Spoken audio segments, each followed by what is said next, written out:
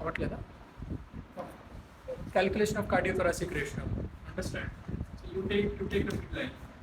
You take the midline. You anywhere along the spinous process or in the middle of the film. You takes one midline. Okay. You draw one midline. Understand? This is observe the maximum convexity on the left side. From the midline, you measure the maximum convexity on the left side. Suppose this is the maximum convexity on the left side. Okay.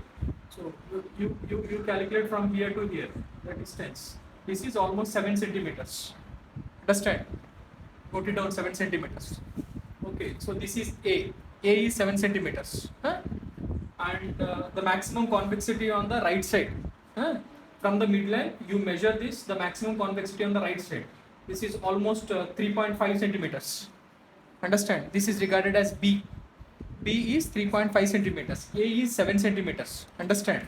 So you mark the C. Okay, C is the maximum convexity of the thorax at the widest portion. Okay, so this is the narrowest portion. This is the widest portion of the rib cage.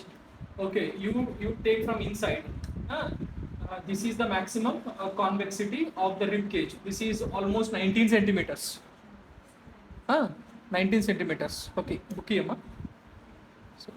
So here, so this is the formula is A plus B less than or equal to C by 2 is the formula.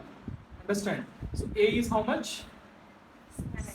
7 centimeters. I'm calculating.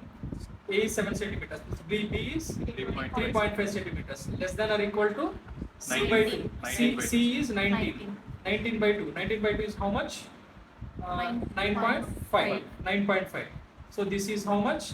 10.5